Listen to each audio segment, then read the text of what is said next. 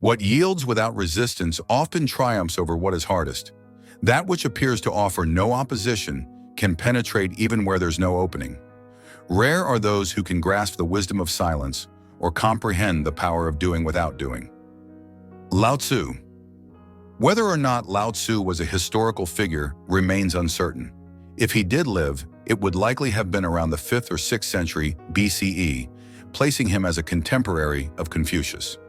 Regardless of his historicity, the philosophical legacy attributed to him, primarily through the Tao Te Ching, forms the foundation of Taoist thought. One of the most iconic concepts that emerged from this philosophy is Wu Wei, often translated as non-action, effortless action, or the paradoxical idea of acting without forcing. In modern terms, Wu Wei can be closely likened to what we call flow state, a term familiar in the worlds of athletics and the arts. It's a mental state where one performs tasks fluidly and intuitively, with no internal conflict, no anxiety, no strain. Everything seems to unfold naturally, as if guided by an invisible hand. Let this serve as our entry point into the graceful and profound world of Taoism, a philosophy that urges us to embrace the art of going with the flow. The Tao Te Ching remains an enigma. Scholars debate its origins, and the life of its supposed author is wrapped in legend. Yet the work itself has endured as one of the most translated texts in history, second only to the Bible. Why? Because its essence touches something timeless. Central to Taoism is the idea of living in tune with the Tao, sometimes referred to as the Way. But what exactly is the Tao? Here's where it gets mysterious. We can't truly define it. Trying to explain the Tao is like trying to hold the wind in your hands. Lao Tzu himself warned us in the opening lines of the Tao Te Ching. The Tao that can be told is not the eternal Tao. The name that can be named is not the eternal name. In other words, the true Tao transcends language, perception, and even thought. It is the source of all things, the natural rhythm of the universe, and yet it remains forever elusive. The Tao can be felt, aligned with, but never fully grasped. Despite this, Taoist philosophers urge us not to understand the Tao intellectually, but to live in harmony with it. Much like the Stoics encouraged harmony with nature, the Taoist seeks alignment with the flow of the universe. But how do we do this? Taoist writings don't offer a strict step-by-step guide. Instead, they offer hints. Quiet the mind, subdue the senses, be humble, stop striving. By doing so, we open ourselves to the movement of the Tao. Importantly, this stillness doesn't mean passivity. One can be active and still remain deeply still inside. The secret lies in being wholly present. When you are immersed in the moment, so fully that the chatter of thought ceases, action becomes effortless, sharp, and even euphoric. Consider this quote from basketball legend Bill Russell, reflecting on moments when he experienced this state. "It was almost as if we were playing in slow motion. During those spells, I could almost sense how the next play would develop and where the next shot would be taken." This is Wu Wei in real life, non-forced excellence, rooted in presence. A powerful example from Taoist literature comes from the Zhuangzi, a classical text filled with allegories. In one story, a cook named Ting demonstrates the Tao through his mastery. Observed by Lord Wenhui while butchering an ox, Ting's movements are graceful, efficient, and almost spiritual. When praised, he responds, "What I care about is the way, which surpasses technique." When I first started cutting oxen, I saw only the whole beast.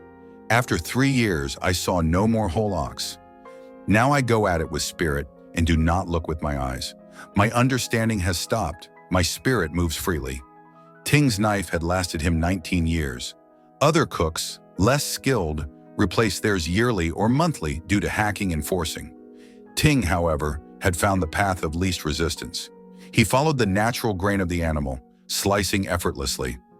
This parable teaches us two things: the power of presence and the gentleness of real mastery. Forcing things, pushing harder and faster, often wastes energy and creates damage. Wu Wei doesn't mean inactivity. It means wise activity, perfectly timed and executed with grace. It's about knowing when to act and when not to. This runs counter to the Western mindset, which prizes ambition, control, and relentless effort. We are told to hustle, to grind, to conquer. And yet many in the modern world are exhausted, anxious, and lost in the noise of overexertion. Are we burning ourselves out by constantly pushing against the current? Our culture often mistakes stillness for laziness, but they're not the same. Taoism teaches that nature doesn't strive, it flows, and outcomes are not always equal to the effort we exert. Some problems resolve themselves and some tasks only require a nudge, not a shove. The Taoist view of life is often compared to floating down a river. The river already has its course, sometimes one, sometimes many. You can swim against the current, cling to a branch, or you can release yourself to the stream. Most of us resist, fighting the natural flow of life without even knowing it. Why? Because our minds are conditioned to control, to cling and manipulate. But most things, both inside and outside us, are beyond our control. We don't consciously manage our heartbeat, digestion, or immune system. We don't choose who we fall in love with or how life unfolds. When we resist less, life moves more smoothly. Flowing with the current is not about giving up, it's about alignment.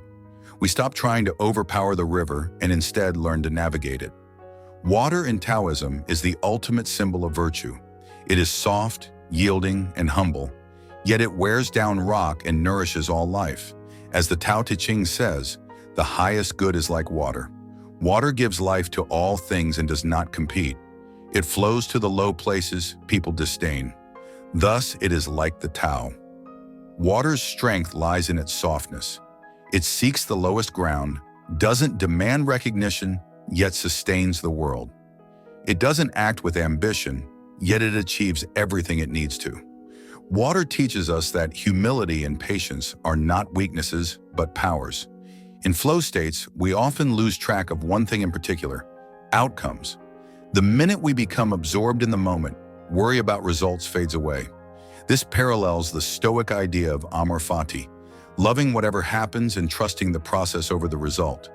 Whether you're playing music, running, painting, or writing, when you're in flow, you're not chasing results. You're just doing, fully immersed, present, whole. That's the heart of Taoism, to stop clutching, stop resisting, and simply be where you are. Let the moment carry you, without fear or force. Let go of past regrets. Let go of future anxieties. This moment is enough.